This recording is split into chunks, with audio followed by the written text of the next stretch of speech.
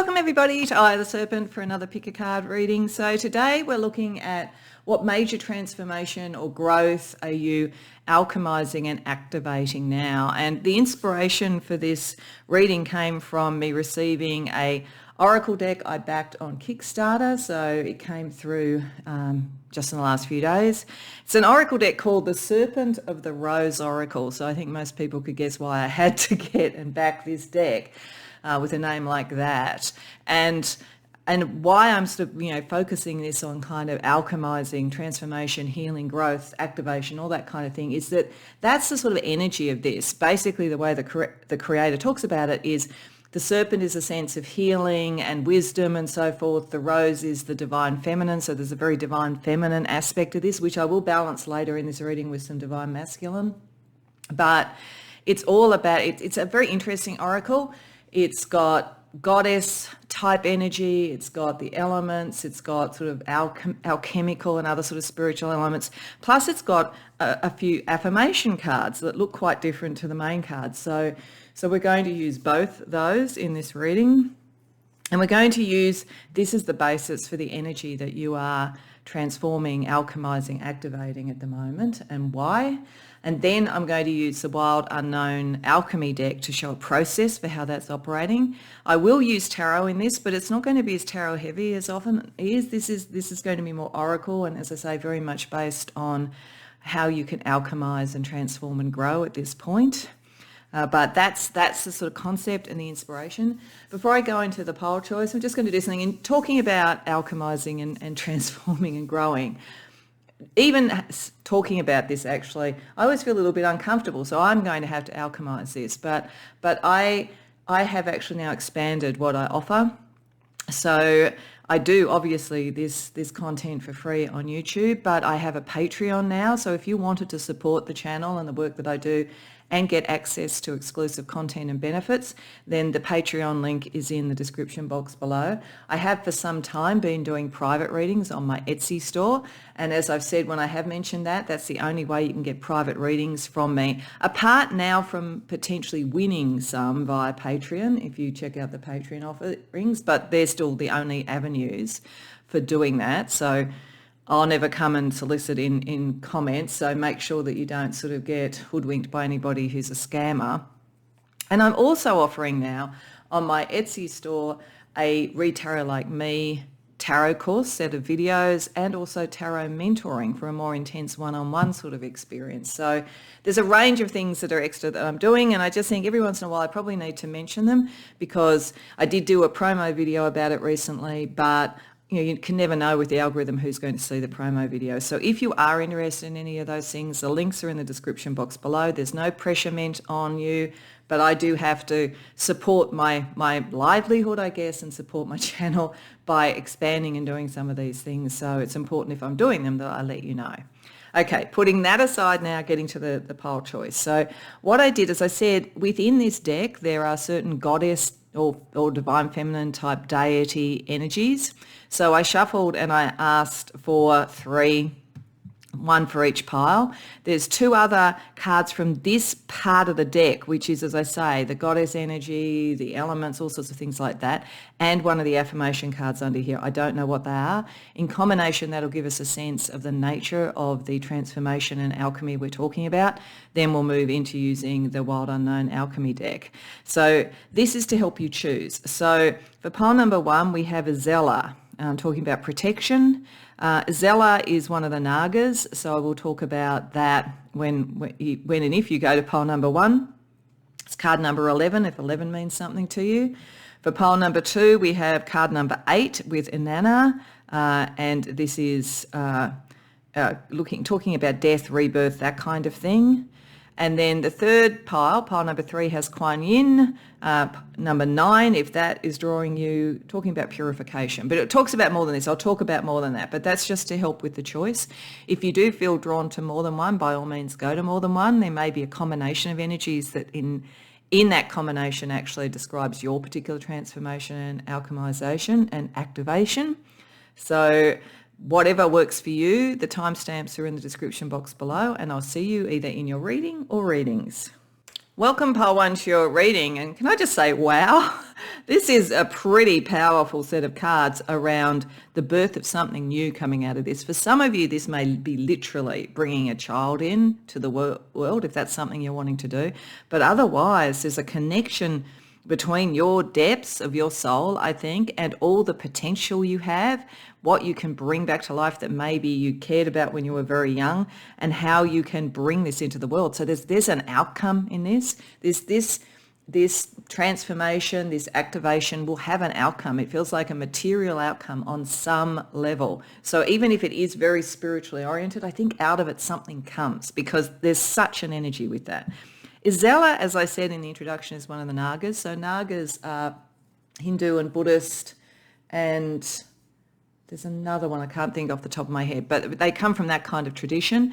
They're half serpent, half human. And I don't know a lot about them, to be honest, but I do know that there's a couple of classes of Nagas that are dragons, which is pretty cool. And then there's also a class that is called divine Nagas. There's also, I think, hero ones, but the divine Nagas are kind of able to move to the celestial realms. And I think Izella, my sense is that's the energy around this particular Naga. There isn't a lot of detail in the booklet that comes with the deck, so I think you have to kind of tune into this intuitively, and that's what I feel about it, because I feel like this is bringing something down from the upper realms that has to be born into the world. As I say, it could be a child. Doesn't have to be. But this comes very much from the upper realms, from the celestial realms. So when I think about that, I think about it in the terms of the Kabbalah. I think about Keter, Chokmah, Binah. This would be a very Binah energy, very much the kind of birth of something, the great mother. There is something about you that is like that. You don't have to be female or identify with the female gender or anything like that. This is about creation. There is something very, very powerful there. And Izella, I think, is giving you protection because it's something precious. It's also something that has been with you for a long time. So as I say, it's either, if it is a child you're bringing in, it connects to your inner child, a kind of lineage, a karmic connection, and a very positive one, I think. This sun in the background almost looks like an egg, just as this is sort of like the Ouroboros almost in the womb of the woman here. There's definitely that sense. And with cosmic play, there's something very, very beautiful and innocent about it. And I think this is part of the protection. It's like you go to this realm as this transformation, and no matter how challenging it may be, and we'll see with the alchemy cards how challenging it might be, there's still a sense you're protected and can play, and that you can bring something back into being. And the affirmation, I am pregnant with possibilities, like this is very, very positive. But I would say, given that we do have a powerful protection here, the concept of like pregnancy is in itself a hugely alchemizing, transformative act, and it is not necessarily easy, like carrying a child to term or using that in an allegory, and then the process of birth. They're all kind of very transformative, almost violent acts, certainly by the point of time of having the child. And this is not to in any sense say anything negative about childbirth. It's just the process is not fun for the mother. Let's face it. So I do think there could be something there, but this is meant to be as fun as it can be. This is meant to rebirth something, possibilities. So whatever this is for you, and as I say, for most of you, it's probably not going to be actually a child. It's like something from your own celestial being, from your cause, from your source, that is wanting to now be born, possibly something that you hid or had to protect and not show to the world, but it's now ready to come through to be reborn. So I think there's a very, very powerful positive energy operating here. So let's have a look at what we get with the alchemy. So I'm using Kim Kranz's Wild Unknown Alchemy deck, and she has within that a spread that I like called the Doors of Wisdom.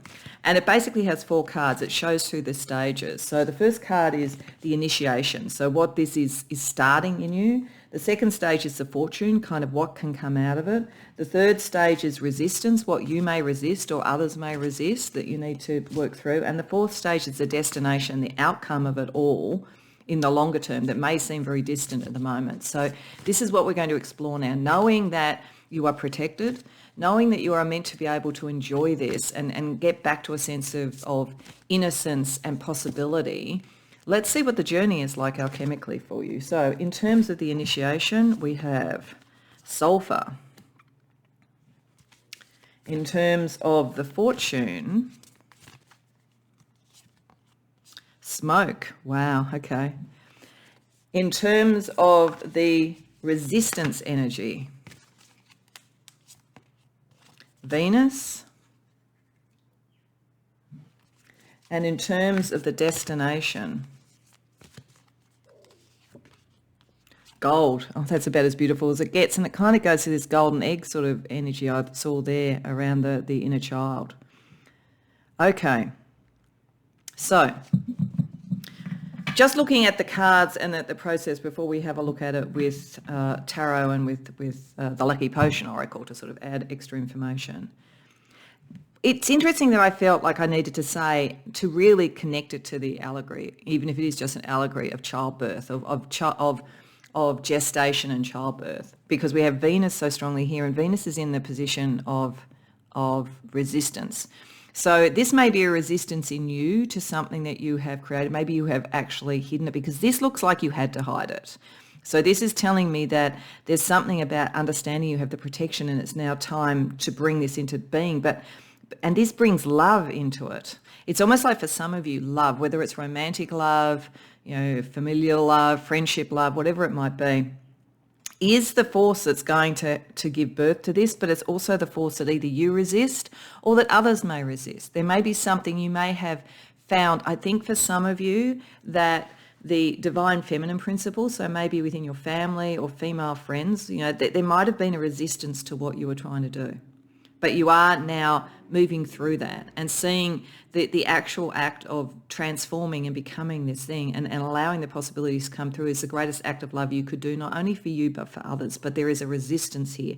So you are either hiding it away or you've had resistance from Venus type energies. Now, it's interesting, if you know your chart, it would be interesting to know in your chart if Venus either natally has some difficult aspects, because it may tell you something about where that comes. Like for me, I have Venus, natal Venus, quincux, natal Saturn. So I have some issues with bringing into the world and structuring things of the Venus type of energy. And anybody who knows me well will go, yeah, that's right. So that's just an example, but that's Saturn and Venus. But like it would be, if you do know your chart, do look at that. Also, whenever Venus is being activated, either your natal Venus is activated or Venus is activating a key part of your chart, this could be where it really comes up to the point of transformation. And the ultimate transformation in alchemy, they talk about turning base metals into gold. So this is bringing out something very beautiful, but there's some resistance there. And I felt drawn to say that first because it's how I feel about this. I feel like you're meant to enjoy this because something beautiful is going to come out of it. But I feel like either programming you've had or things around people around you, there's a resistance around that and to really embrace what you love. But this is why we've got a Naga looking after you in the upper realms. It's like that's a powerful energy for you.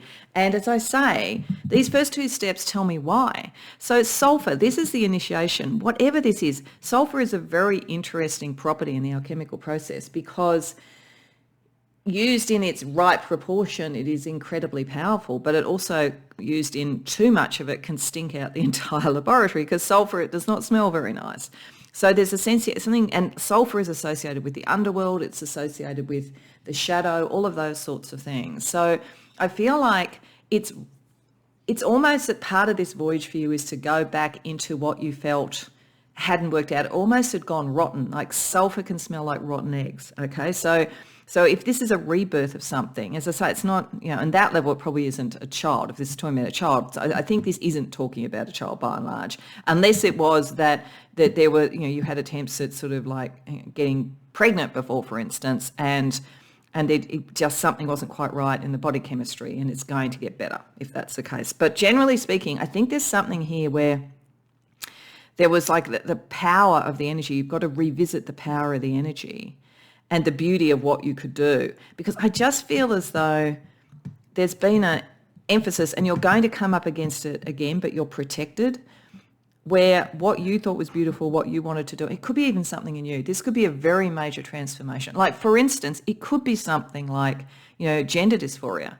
And it may be you wanting to do that and like people push back or whatever, and now you're going to have this opportunity to do it. Like that's a possibility, but there's something, it's just an example, it doesn't have to be that. But there's something where the initiation process of this, I think, is starting to understand the proportion of sulphur's properties as something powerful, but not overwhelming it. So there's almost something very tiny to start with that grows to something very wonderful around this. There is a gestation process around this because it's using power in proportion. That's part of what you need to do. And the fortune is to understand what will work and what won't work in this, and to know the warning signs. It just feels like it's something that you've tried to do before, either your own internal development or something you've tried to do practically in the world. I think for many of you, this is practically in the world. And so smoke, it says where there's smoke, there's fire, but equally there needs to be smoke to go through the various stages of alchemy and make the transformation work. So we're looking at the initiation and the fortune here about you starting to understand your own power, I think. How to understand how to use your energies in proportion, because there's been something that wasn't balanced, wasn't in proportion. And I feel like a lot of it has been external, and it's going to bring back some of this as well. But you understanding it and understanding that even the power of your love and your kind of divine feminine, if that's been pushed against, by either other women, and I think for some of you it is other women, or it could be, patriarchal things, whatever it is, you're going to be invited to see that again.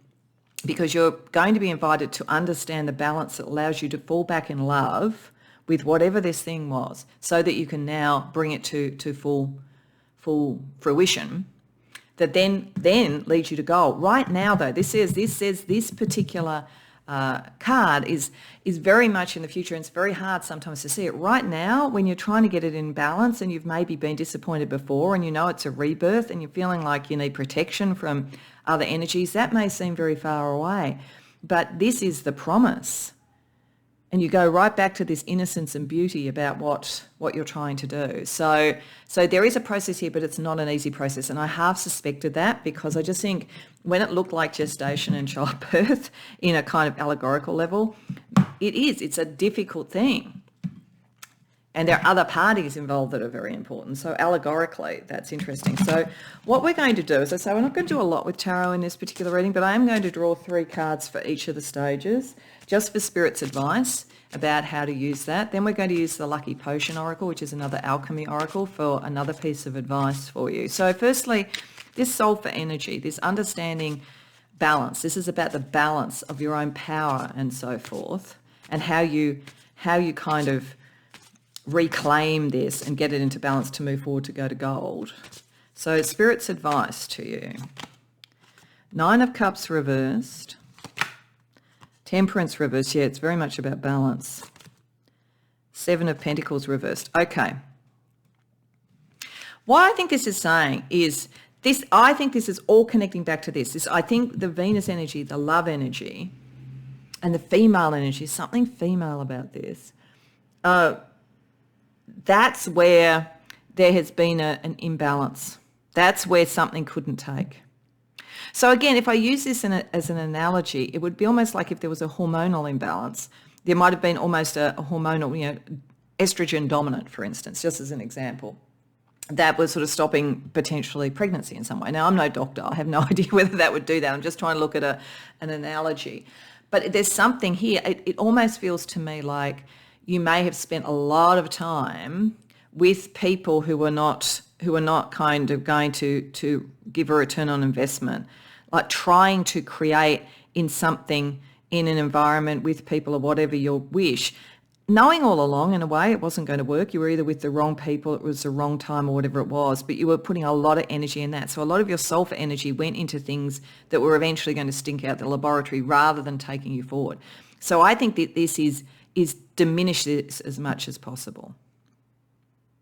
It's almost saying don't even bring this into balance by not caring about balancing it with other people. There is something here where other people have had too much influence and it's made it hard to balance. So I think this is let go of that, because ultimately you'll have the gold here and you will probably bring the right people in. But at the moment it's almost like in trying to do whatever this is, you've been trying to, I don't know whether it's people please. I don't really get a sense you're a people pleaser, but you've been trying to balance things. You're a very balanced sort of person. And it's part of your superpower, the sulfur when it's working for you. But at the moment, it's not being realised because it's out of balance. So then if we have a look at the fortune, which is understanding where there's smoke, there's fire, but also where the fire is something that you need. The advice for you is 10 of Cups reversed. Gee, there's a lot reversed here. 5 of Wands. Judgment reversed. Okay, yeah. So I think for many of you, maybe the female line in your family or female friends, and again, it doesn't always have to be. It could be someone who's, identifies with being male or is male or whatever, but has a very feminine side. I don't know, but there's something here where there's something about an overdone emotional energy around you that stopped you from following your calling. And it's understanding that there is a battle for you to free yourself here with the 5 of Wands, but it's a fairly minor battle. It's been overblown. So when there's smoke, there's fire. Yeah, there's fire, but there's only a little bit of a fire, and you are more than capable of dealing with it. Your fortune is to understand that you've always been more than capable of dealing with it.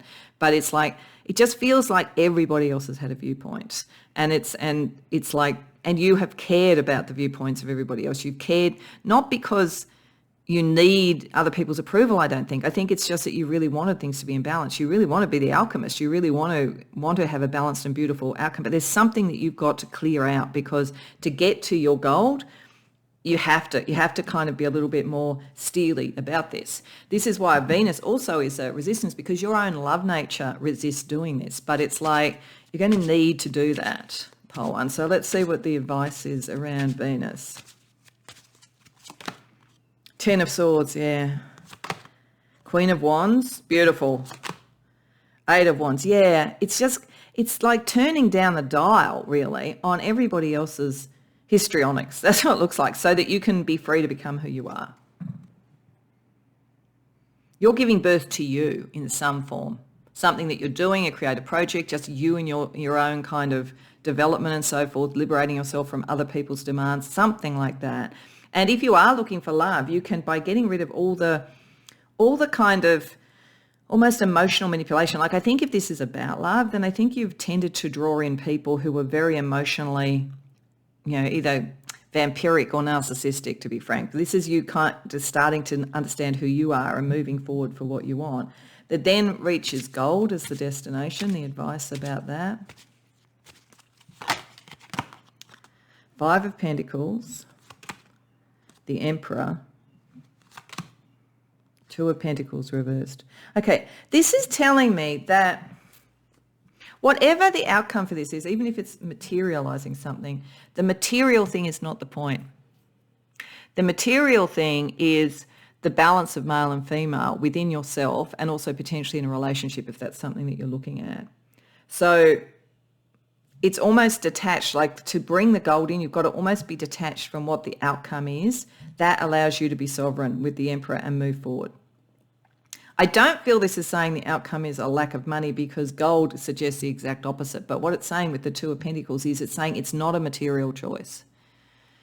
And it is a sovereignty choice. Then it looks after itself. So again, if this was, for instance, that you have always done what your family or others think you should do for your work, and you think, God, if I go and do what I want to do at the moment, I may not make as much money. That's not the point. You'll get the sovereignty and it will look after itself. The gold will come. But at the moment, you almost doubt this could even happen, because you're seeing it as a very material choice.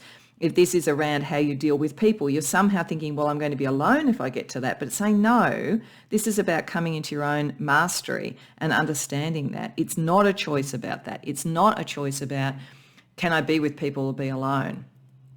There's not so much of a bargain going on here. This is you developing you. So let's see what we get also with the Lucky Potion Oracle. So that is another alchemy type of energy. And we look at this one with each card, we roll a dice to see whether this is an energy you're meant to drink in and really take in and think about, whether it's something that you're meant to spill and just say, what of this is worth it, or what do I walk away from, or what you need to share with others. So when we're first looking at this initiation, when you start to understand the power you have to determine what is powerful and good and what is almost spoiling in what you do, we get indulge. Okay, so It could be saying that some of this is, have you indulged too much in this emotional stuff yourself? It could be saying others want to be indulged too much. I wouldn't be surprised if that is what it's saying. But it's also indulge in this process of understanding what is good and what, like, it's really interesting. You've got these fish. It's like, what fish are going to take you towards your goal, to your fortune, and when is the fish spoiled? Like, understanding that. Let's see how you're meant to use this energy in the initiation process. Spill, yeah, that doesn't surprise me. Have a look at it. It's like, have a look at this. This is really important. Where is something sort of good, balanced, nourishing to move forward? Where is it going rotten? Like, you need to make that assessment. It's important for you to be able to get the gold, which then, of course, takes you to a fortune where you're trying to find your way through the smoke. So what's the alchemical energy there? Enhance. Okay. So this may be saying, it's interesting because this looks a bit like a microscope. I think this is saying that once you've worked this out, you're going to enhance your sense of your abilities to move forward, to deal and realize how small the actual conflict is, enhance your focus on what your calling is and how you've gotten away, and really see where the smoke has come from fire you need to deal with. Let's see what the energy is there for you. Share. Okay, this is meant to be shared with others. So it may be that once you've put a microscope on everything, there will be good people around you. This is what it's telling you. There will be people that you can share your new calling with, and in fact, it's been your calling from your soul right from the beginning. You've found what's working, and you also worked out what not to work. And I think sharing with others, this is why I'm doing this. This is like, there will be those that can hear. So that's a nice sense. And I think it'll take you away from this idea that maybe you'd be on your own if you do this.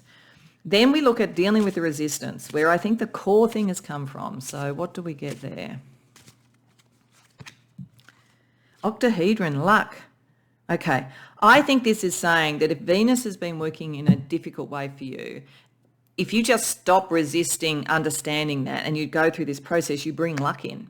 Like, luck will start to work for you. This is why you're moving to goal. But I think if you continue to resist that energy and what you want and your divine feminine, because it's almost like you get your divine feminine first, you reclaim that in some way from some energy with others, then you can get to your divine masculine.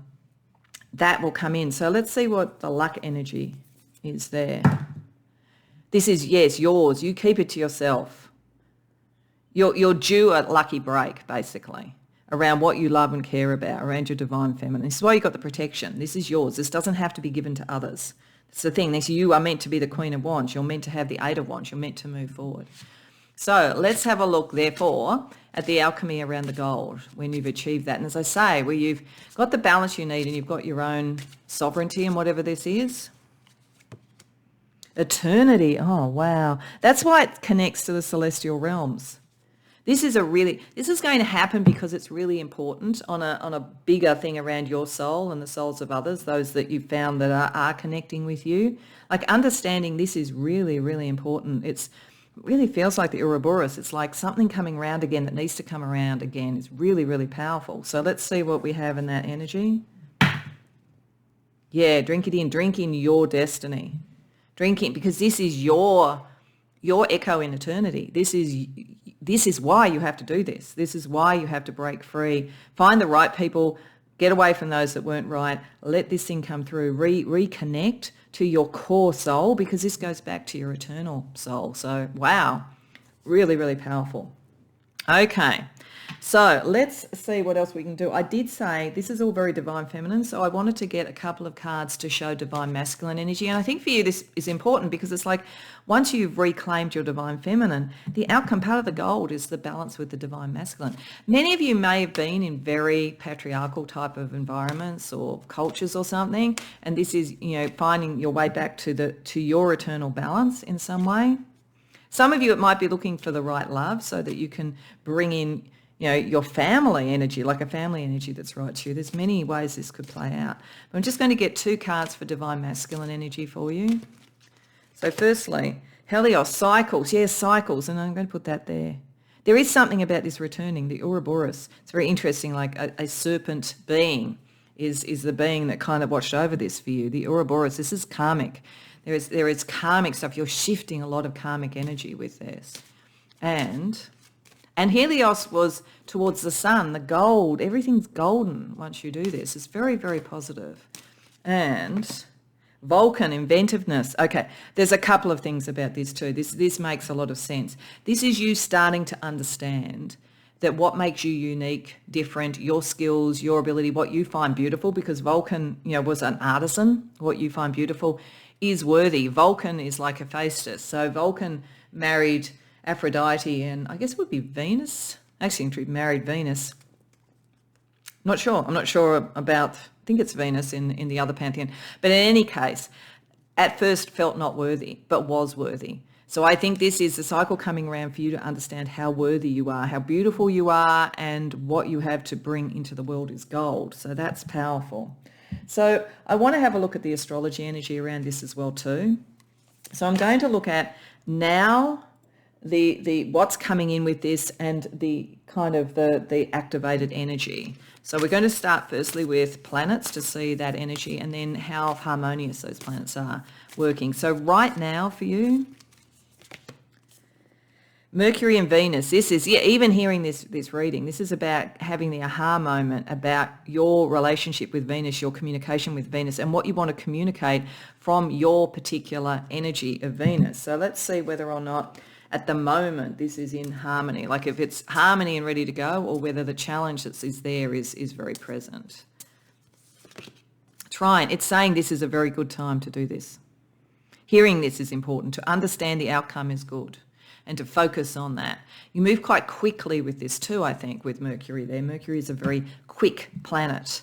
So that's positive. Then if we look at, what is energy is coming in to support this process. Mercury and Jupiter. Wow, there's a lot about Mercury. So I said look at Venus in your chart. Look at Mercury as well too. I think Mercury is part of your superpower. I think you'd have a very strong Mercury in your chart. Very strong communication. This is what's going to help you expand. I think something silenced you. I think you're getting ready to speak out. Let's see whether or not right now that energy to expand and say what you want is working easily or is a challenge. Conjunction. Yeah, it's working. This is the time. This is why we've got luck.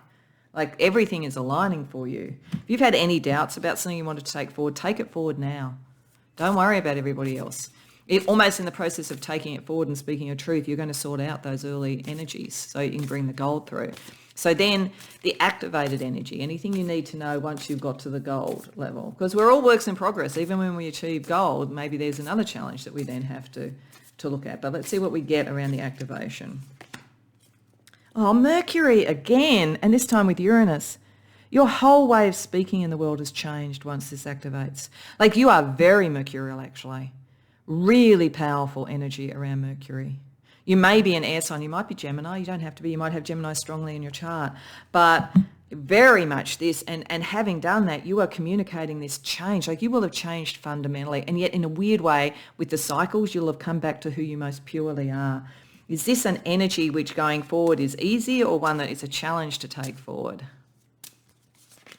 Grand Cross, okay, so this is where your work really begins. This is what I sort of felt. Once you reach the gold, I think you then take this forward for others.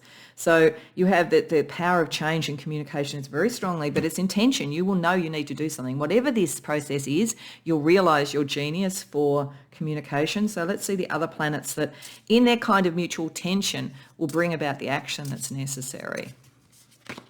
Neptune, your psychic ability, your ideals. That's the connection to the celestial realms. And the sun, who you really are. Bringing that up and making people see that. And I think helping other people to understand that you can only be truly yourself if you connect your ideals and you communicate your truth, even if it's a revolutionary or evolutionary act. Wow, it's very, very powerful. Okay, so we're just going to get two final words to consider. Firstly, I want to get Blue Dragonfly as a wild card, and then I'm going to pull one other affirmation card from the Serpent of the Rose Oracle. So firstly, a wild card, just something else that is worth considering in this for you. Tick-tock, expectation, acceleration of time, finish line, you're close. Yeah, everything's close. Everything's moving quickly. Also, Mercury is that, it's time. It's time pile 1. Don't doubt it. It's time. As it said, pregnant with possibilities. Once you're pregnant, and again, I'm just going to do it as an analogy, you actually don't have much choice on the timing. Do you know what I mean? So there's something like that. This is ready to be born. So the final affirmation for you is, I choose to release the old to make space for the new. There you go. That's exactly what you need to do. So I hope that this resonates for you. I'm really excited for you. I think it's a wonderful, wonderful energy. So I hope it resonates. I hope you enjoyed the reading. If so, please like the video and subscribe. If you care to share in the comments, I'd love to hear. Otherwise, I hope to see you in future readings. Welcome, pile 2, to your reading. So you come to the reading with Inanna, and Inanna is a Sumerian goddess who can go down to the underworld where her sister Ereshkigal rules. So she is associated with the sort of healing properties and so forth, and the wisdom with the serpent there that is connected with that kind of like going into the shadow, going into the depths, going into the underworld, whatever kind of energy you're relating to like that. There's almost a bit of a Persephone feeling also about Inanna, but very powerful sort of energy of rebirth, change. And what I feel for you, it's really interesting actually, with the other cards that have come up here in the affirmation, is that there is almost like a journey into your shadow you're doing, which is not just to kind of like heal for yourself, but you're actually going to transform significantly, because this is an initiatory process. It's about balance, but I think you then embody this. I don't know what this means. This is very interesting. We'll see what we get as we go through. But this is like going into the underworld. Crystalline DNA, energy upgrades, is where our bodies and our energy centers are actually changing and upgrading as the evolution more generally, the collective occurs. So you're connected to that in some way. Your personal journey into the shadow is connected to that in some way. And we've got Venusians here, which are basically, they say that they are the protectors of the blue rose. Now, a blue rose is a very interesting concept. It is, amongst other things, called impossible love. Now, this doesn't mean that love is impossible, but it is something above and beyond. And part of what the Venetians are like operating with is balancing the male and the female, the divine masculine and feminine really well into sort of something that is beyond that. Even the concepts of the androgyne in alchemy, it'll be interesting to see if something like that comes up with the alchemy cards. It doesn't have to for this, but there is a sense of something so perfect and so beautiful, but so different that it's almost impossible to imagine it, but it's an initiation after which we have I love and accept my body as your affirmation. I feel like this is strongly saying that you're going to embody something. Now, if any of you are going through some sort of a healing process, this is a very strong indication that it will be very, very successful.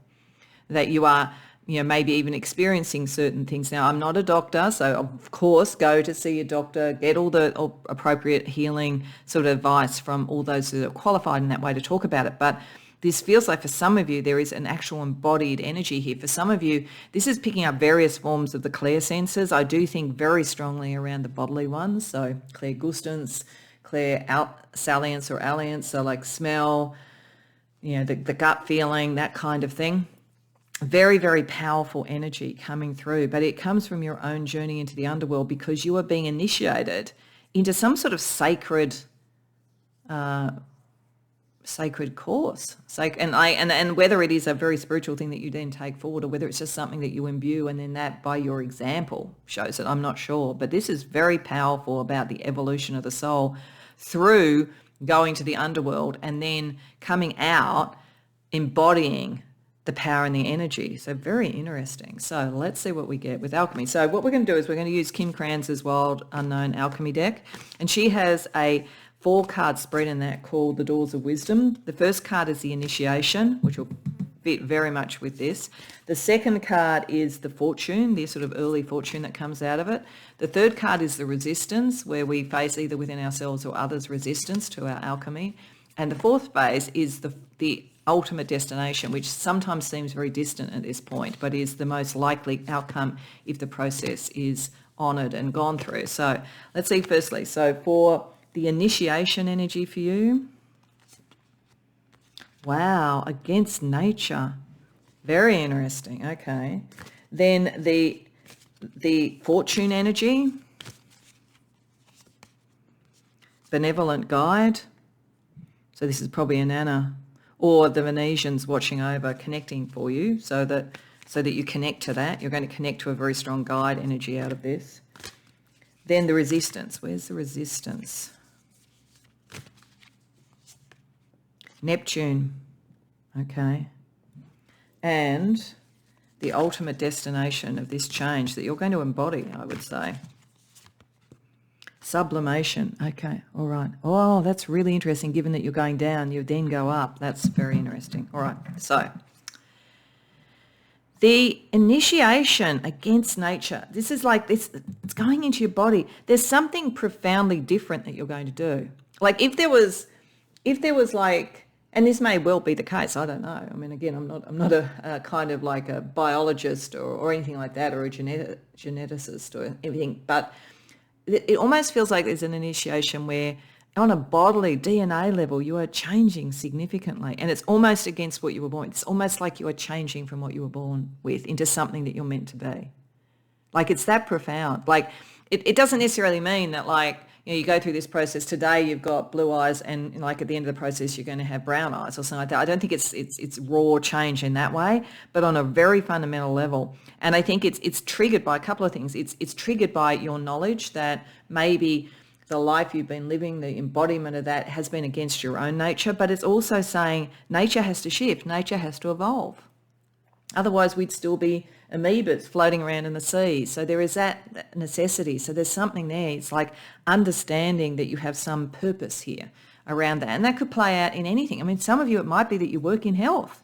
Like it could be anything, but there's something around you being a little bit of a sort of first sign of the next evolutionary step on a kind of bodily level. But it may initially feel like it's almost like it doesn't make any sense. It feels like it doesn't even fit. You may even feel uncomfortable in your body. I'm feeling like some of you feel uncomfortable. Not that you necessarily, want to change it completely, but there's almost a level of discomfort that occurs at the beginning of this energy.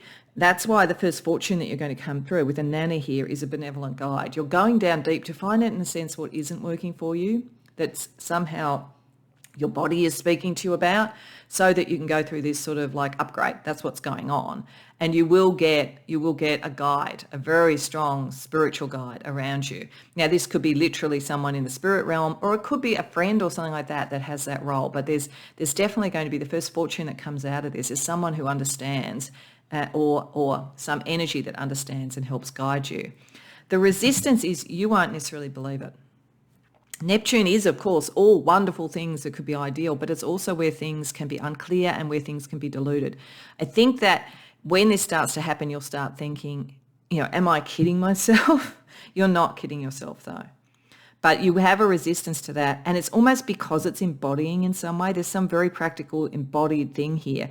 It may be you go, well, that's kind of my spiritual stuff. Why am I feeling it in my body? And you sort of resist that sort of energy, or you think that you're imagining it, but you're not. You're not. This is very profound. And then the final destination, sublimation, is where the air element rises out of the laboratory. It moves upwards. So you start by moving down into the underworld. In the end, you move up to the celestial realms in the sense of what is happening spiritually. I also think that the outcome here is, having gone through this process, there is an aha moment where you understand on an intellectual level what's happened. It's like up until then, it's very physical, it's very into the shadow, into the depths, into the body, and really wondering like, am I deluding myself? And then there's going to be an aha moment where you actually see what's happened. You understand what's happened. And it kind of like raises it all to a level that makes sense. So really interesting. So we're not going to do a lot of tarot for this reading, as I said in the introduction. I'm just going to get 3 cards for each of these stages for Spirit's advice. Then we're going to use the Lucky Potion Oracle, which is another alchemy deck, to see what else Spirit wants to sort of say about the process you're going through. So firstly, around this against nature, where I think there's this discomfort, there's a feeling of discomfort in some way. And if it's not you feeling it, it might be others responding to you in an uncomfortable way or thinking what you're doing is strange or something. But this is a process you have to go through for the evolutionary energy. So the advice around it is 8 of Swords, 4 of Swords reversed, 3 of Pentacles. Okay, understand that the discomfort is you feeling trapped in old ideas, beliefs and so forth about yourself, and like literally bodily tied up here. That the more you sort of like come out of your mind. You're going to end up in your mind and understanding it, but at the moment you've got to come out of that, because there is actually a good foundation for this. This is the next step. This is something, and eventually we'll probably connect with others because there's a collaborative energy here. But so I think connecting with the guides, connecting with that kind of almost fraternity that is sort of over here, that sort of sense of that is there. But this is a coming out of a mental prison energy. Then when we look at the guide, the benevolent guide coming in, so the fortune around that, what does Spirit want to say about that? Judgment reversed. 9 of Cups reversed. 2 of Pentacles reversed. It's interesting that those cards came up in another reading in different spots by and large. But interesting that some of you could be connecting between the two. This is saying that the guide is trying to take you away from choices, binary choices, basically. It's almost like in this discomfort, whatever this is, you think it's an either or, but it's not. It's something else entirely.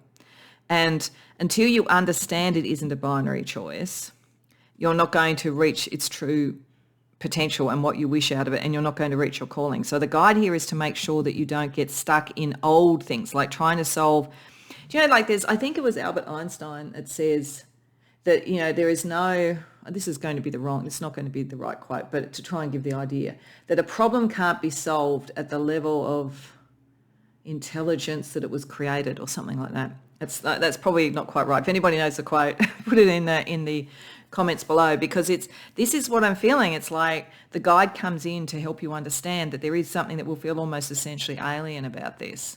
And it takes you out of the binary understanding that we have, even of ourselves on this earth. And that liberates you to be able to see it. It also makes me think, I think I've mentioned this in some other readings, that whole thing that people, their belief structures. So there was that whole thing about, I don't know, is it the 4-minute mile or the 3-minute mile? I really can't remember the exact thing, but there was this whole thing, nobody could ever do that. Nobody could ever do that. And then somebody did. And once somebody did, lots of people started to be able to do it. So it's that kind of energy, I think, around this. And you're going to have a guide helping you with that so that you understand that you shouldn't limit your options. So then, and you're going to need that, because your resistance is like, oh, seriously? Have I got tickets on myself? So what advice is around this?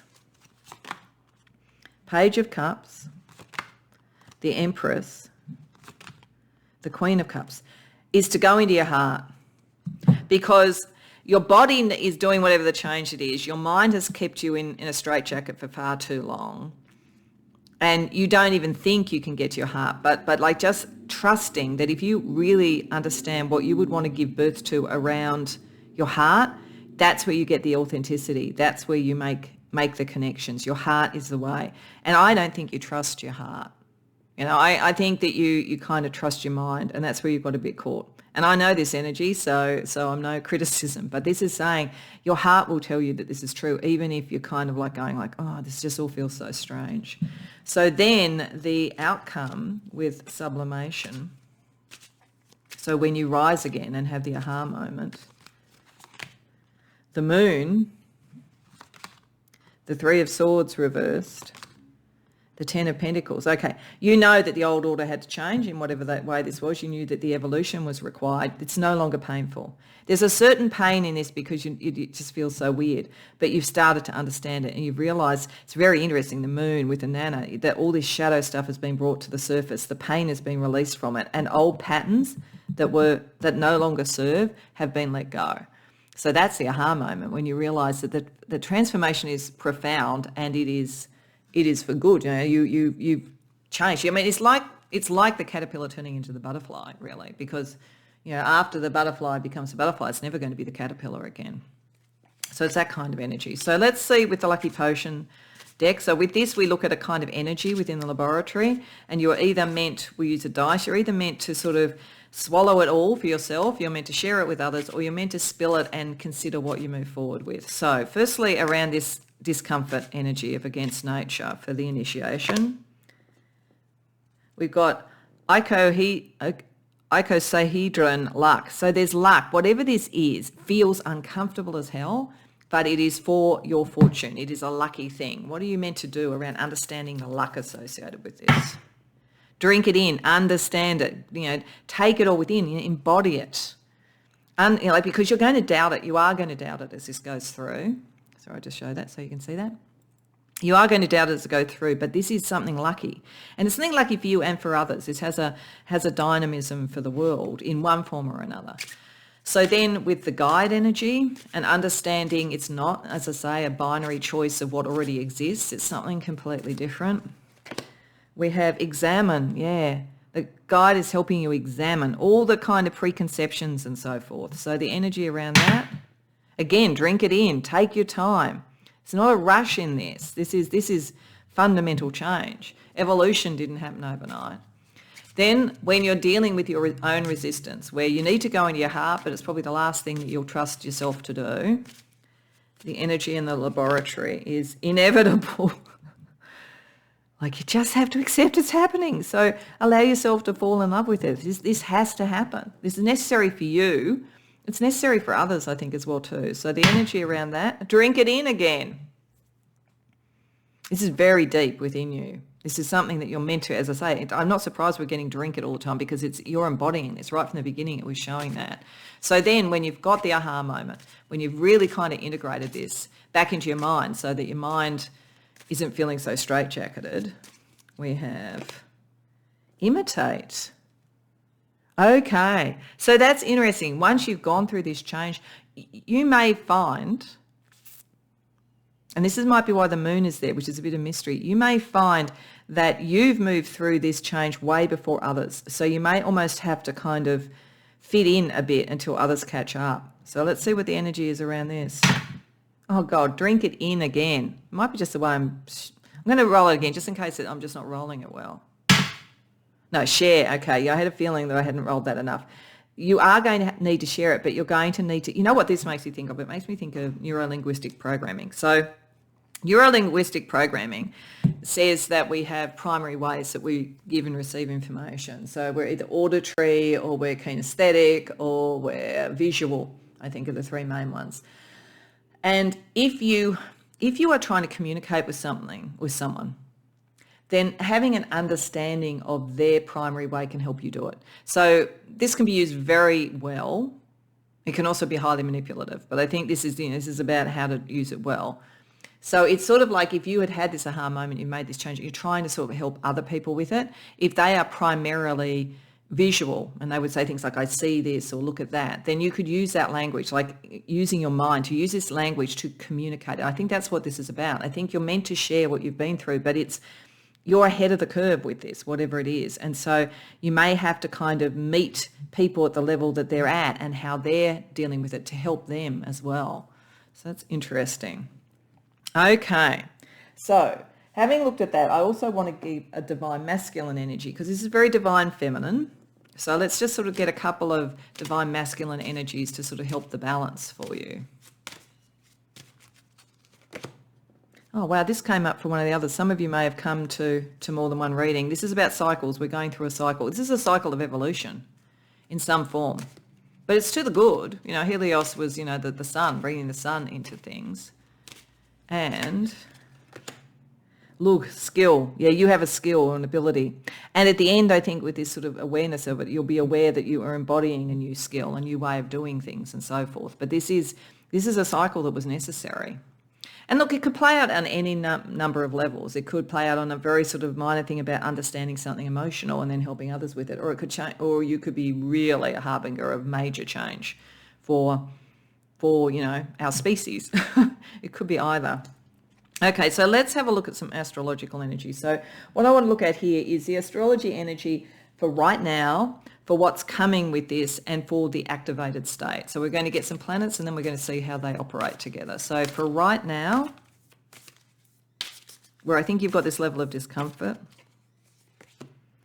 Jupiter and Pluto, you know that there is something beneficial and expansive in change and in going into the underworld. To get to the expansion, you go to the underworld first. You go to the shadow. Do Jupiter and Pluto at the moment work in harmony with you, or is there a challenge associated with it? Grand Trine, ultimately a harmony. For all that it's uncomfortable, you going down into the depths will help expand. What's the other planet that's operating right now for you? in this grand trine. Black moon Lilith, yeah, you're going way to like there's something about that. For some of you, this might be around sort of love preferences, all that kind of stuff, the politics around that. It could be around very deep and intense relationships and how you sort of free yourself from patterns that were not healthy for you or for others, because Black Moon Lilith is all that kind of shadow stuff. But going into the underworld to confront that is a very expansive act, and it will work for you with the trine. So then what's coming from that energy?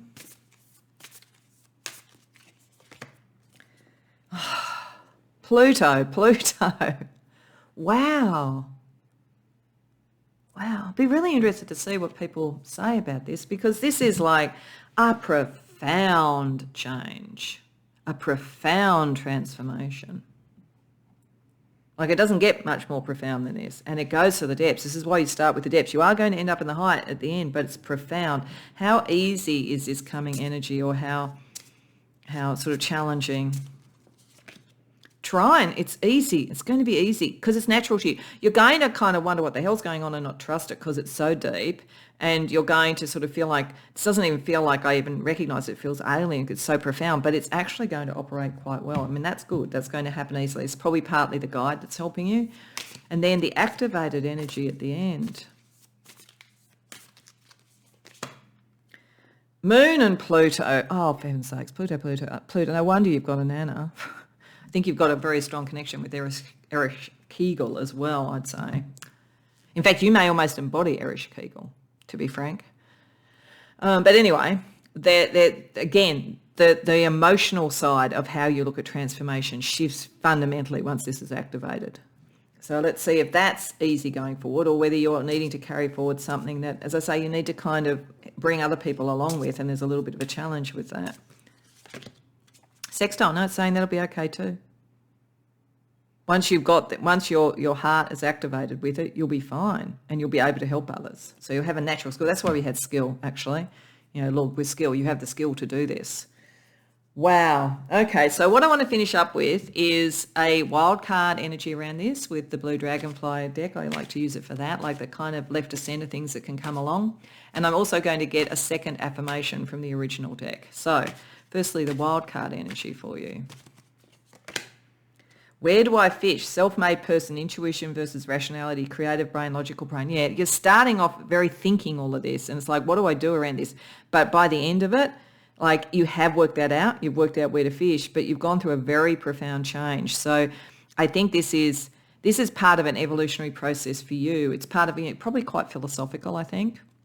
And in the end, you'll philosophically align this again. But you need to be aware that you do that, because this is not something which you're going to have a philosophical navigation for at first. You've got to be open to the change, and then the aha moment will come. Okay, so one last affirmation for you.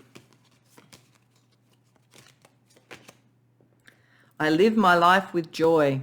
Okay, so yeah, go towards joy, even if this feels uncomfortable. And again, I feel embodied. She's open armed. She's ready to take on the world. So I think this is something wonderful that's coming through, and it allows for joy. But you have to break out of a straitjacket of things that are no longer serving your and potentially the species evolution pile too. So I hope that resonates for you. I hope you enjoyed the reading. If so, please like the video and subscribe. If you care to share in the comments, I'd love to hear. Otherwise, I hope to see you in future readings. Welcome, Pile 3, to your reading. So you came to the reading with Kuan Yin, which I think we often associate with kindness, mercy, all of those sort of things. In this particular deck, talks about purification too, purification of one's path, of what you're doing, something in your life maybe that needs to be healed or purified. But I feel like even if you came here because of that, you were thinking, I'm looking for that compassion, I'm looking for that, or I want to give it to other people, or I'm looking for purification. All of this is because you have a bigger mission. And it's almost like what you do personally with I have the power to change my story as an affirmation is part of a much bigger thing, because we've got starseed here, which suggests that you are a starseed, that you are here with a bigger mission and you are connected with others who are here for that. But equally, we've got Jael here, which is a Lemurian priestess. And this is about finding your true mission and, again, connecting with your light worker status. So you guys are light workers. light workers, star seeds, whatever that may be. With Kuan Yin, it tells me that your approach is gentle, your approach is kind, but maybe I feel like maybe you haven't received that, because Starseed talks about the fact that you may hit resistance from people who don't agree with you.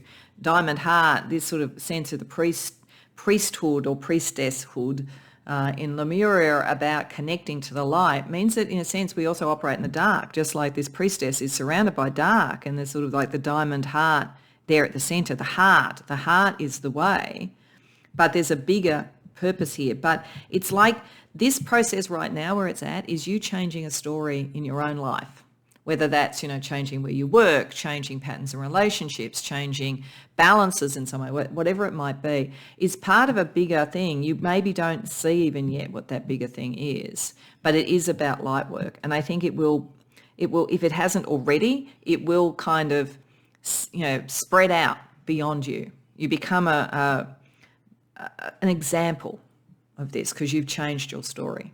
So you've risen from adversity, you've risen from a lack of privilege, you've risen from a battle, whatever it might be. There's something almost, there's all the sort of lunar sort of energy with holding the moon up here and everything, but there's also something almost like the phoenix. So there's almost something like before you get to the Kuan Yin and you find your mission, it's like you rise from something, rise from the ashes. So that's very, very powerful. So let's see what we get then about this with alchemy. Now, we're using the King Kranz's Wild Unknown Alchemy deck, and she has a 4-card spread that I think is really useful for this type of reading. It's called the Doors of Wisdom.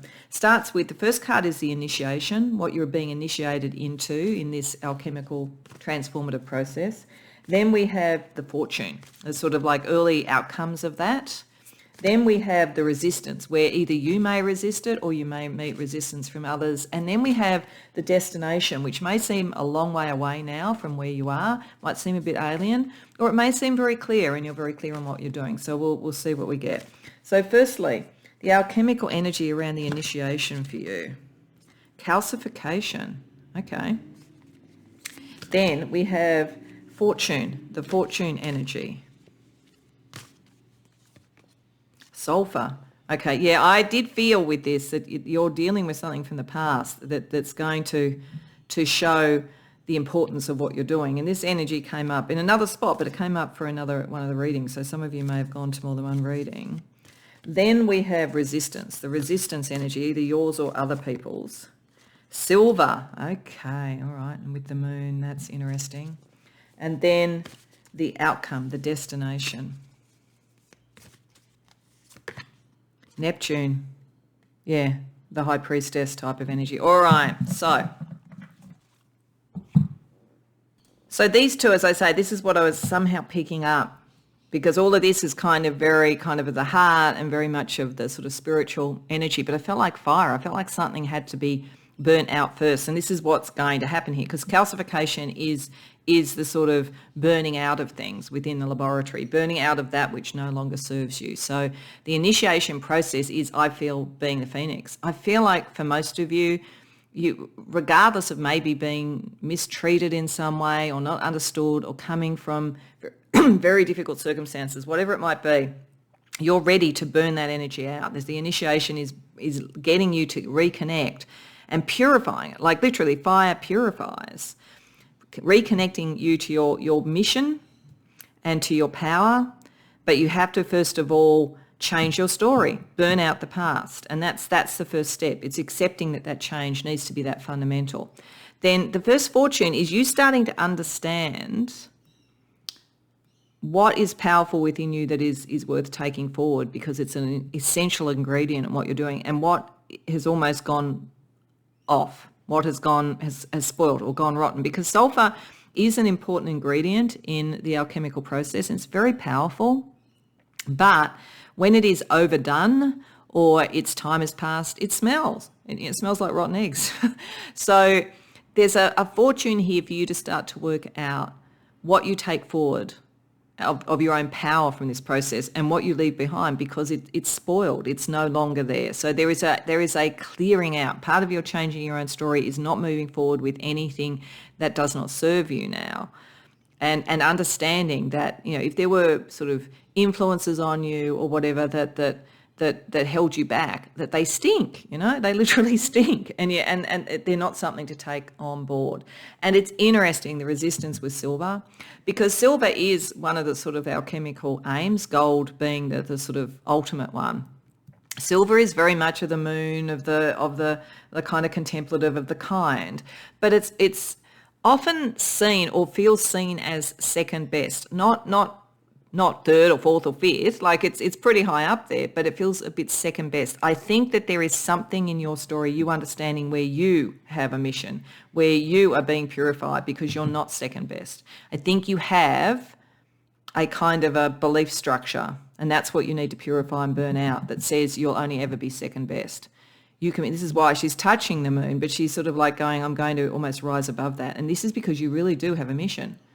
So it's almost as though what's happened is that in whatever way this is, you've been born into a family or born into circumstances or your work circumstances or whatever, where there's been a lot of pressure to try and keep you in second place because your mission is there. Because the mission is there because there's also very dark energy in the world that needs to be combated. It's a spiritual war. So you're part of this. So you purifying that and changing your own perception of yourself and knowing you're not second best with this sort of gentle energy and with the guidance here, and connecting to the people who are right for you, the other star seeds, leads you to Neptune, like really high order psychic ability, really high order. So, reconnecting back with a kind of priesthood or priestesshood, reconnecting with that, you are meant to work in the liminal space. That's part of who you are. So it's like, and if you've been in like spiritual groups or something like that, and people have tried to say, I'm the grand leader, you're just the acolyte. Nah, that's not the case. The whole process is for you to understand that you are high order here and you have a mission. So that's very interesting. So what we're going to do, I said in the introduction, this is not going to have a lot of tarot. I'm only actually going to use 3 cards for each stage for advice from Spirit. Then I'm going to use the Lucky Potion Oracle, which is another alchemical oracle, for other information about this process for you. But let's first of all ask for Spirit, like how to handle each of these stages. So this burning out of the old, so that you literally do change your story. The Ace of Cups reversed. The Page of Swords. The Ace of Pentacles. Okay. There's been a broken heart or emotional loss, or you've given more than you got or something, that's what needs to burn out. You're meant to find your voice with the Page of Swords so that you can create something new. Like the possibility of the new is definitely there, but only when you let go of the emotional energy that was holding you back, or you were always pouring into other people's cups rather than your own. And there is a process of speaking out. Whether it's literally to other people or whether you just have to say it to yourself, I'm not second best. I have a mission. I am connected to my higher self. Whatever it might be, you speak it into being. This process of burning out what wasn't working helps you speak something into being. And it's just as its beginning stages here. You don't have to put too much pressure on yourself, because the next stage is when you're going, okay, now that I've done that, I can really better assess what is my power to move forward and what I don't take. So what does Spirit say about that? The World. Wow. The Star. And 6 of Swords reversed. Okay, what Spirit is saying is that you don't have to be too concerned about the direction. You're going to get guidance because as I say, you're part of something bigger than that. And the star seed in the world, you're here for a reason. Like, it's very clear, very clear. And at this point, all you have to do is work out what no longer serves you. It's not about what's my next step. It's like really understanding who you are and your relationship to the world so that you move forward with your power rather than anything else. So then when we get to the resistance, when you think, oh, even if I do this, am I going to really shine, or am I always going to be behind the scenes? Like, you're actually not meant to be. So let's just see what it says around that. We've got the 3 of Wands reversed. Strength reversed. The High Priestess. Oh, you're the High Priestess. Look at this. Look at this. It's saying this is not in the worldly sense some collaboration with others. I think you will collaborate with your other starseed energies as part of this, but this is your journey, not other people's journey. So it's not a comparative journey. Every time you do that or think that, you take away your strength. You need to connect to your real ability. It's a very powerful ability. And it's not something that you need to compare, and it's not something that other people need to be part of. This is something very essential to you, and it's very essential to what you're here to do. And you're not second best at this at all, pile 3. So then the outcome, the destination. 4 of Pentacles reversed. 2 of Swords. King of Pentacles reversed. Okay. When you get there, this is where you take on your mission. Like at the point that you get there, this is where you really start to understand, because what starseed energy is here for is to kind of break away the material things that are no longer working in the world. So just as you had to break away from your own patterns where you're holding yourself back, you will do this for others. You are like a guide. Like I feel like like to me, it's like the 2 of Swords there is like the Oracle of Delphi. I think that you will be a guide to others. You will be, a divinatory person. You will be an oracle in some way, but it's kind of reconnecting to the spiritual, and it's helping change what doesn't serve anymore. But you've been through the process yourself, and because you changed your story, you can actually start to have the same effect on calcified. See, this is calcified. That's why it has to kind of be burnt out. You do the same thing in the material world. That's what your journey is, so your mission is. So let's get the Lucky Potion Oracle and see what we get around other alchemical energy. So back here where you're burning out the emotional stuff that was out of balance so that you can dream in the new world, which is what this is about, we get focus. Yeah, it's where you put your focus. Because you're very powerful, it's where you put your focus. If you've been drawn into other people's stuff all the time, and even into maybe competition with others, I mean, some of you may have felt in competition all the time. And it's not about competition, because it's like you're in a league of your own. But if you're drawn into a competition, you're always having your strength sapped. The thing to do here is to focus. So let's see whether you're meant to really drink all that in, whether you're meant to share that focus with others, because there is some communication there, or whether you're meant to spill it out and work out what works for you. Share it. Yeah, I did feel sharing it. There will be the right people to share this with. I think there's some people to articulate your vision to. Not people who compete with you and try to make you second best, okay? But those who aren't like that, because I feel like speaking your truth and your focus somehow really helps. So then when we're looking at sulfur, when you're really starting to understand the importance of what you're doing, we get cube, luck. It's going to bring luck. And it's interesting, a cube to me is sort of like all the various sides in balance. It's getting things in balance. Where maybe here with the sort of water energy here, it was out of balance. So there is luck around this. You will be able to do it. It will be easier than you think. That's why 6 of Swords reversed. You don't need to worry about the destination. There is luck because you're connected to a bigger mission. So the energy around that, spill, look at it. Look at your attitude to luck. I think there's something in that. It's almost like kind of like maybe one of the things, interestingly enough, although you will actually have luck in this, is not to focus on luck, because it's like it'll look after itself. If you're focusing on luck, you can get into this competitive thing. Oh, well, am I lucky compared to other people? So only look at luck as something that takes you forward, not something that holds you hostage in some way. Then we look at the resistance. You understanding how others have either held you back or you've held yourself back by kind of limiting what you can do and limiting your view of yourself.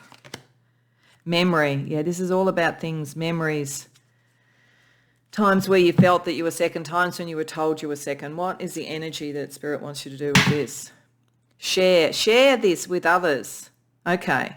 Not with those that did this, but I think with those who are kind of your star seed. I think it's more like share up into the realms, just like sharing your focus. I don't think this, by and large, for most of you, is with other people. I think it's articulating it to the spirit realms, because there's memories that connect you to your star seed origins, all that kind of thing. And then the destination, divide. Okay, yeah. Yeah, the sword, I've come to divide. There is a division here, division from the old into the new. And I think it's also dividing yourself out from those that are not of your mission and those that are, and dividing yourself from your own patterns. So what do we have there? We have drink it in. Drink in what separates you from others, actually. and what separates you from the old, because that will connect you with the right energies. But it's like you don't have to be the same as everybody else. Use division in a way that works for you, not against you where it's in competition with others. Okay. So what I also wanted to do, because this is very divine feminine, was get you a couple of divine masculine energies around this process. So let's see what we get. Mithras, sacrifice. Yeah, you've okay. I'll just put this out, but that makes sense of this. And then we also have Hermes, communication. Actually, this is all here. This divine masculine energy needs to come in right at the beginning because it's in all of this. There is a sacrificial energy that has gone in where maybe you even thought it made you purified. You didn't go into competitions. You didn't sort of push yourself forward. You didn't do all of that because it felt not spiritual, but you're actually meant to do something. It's a way that others made you sacrifice.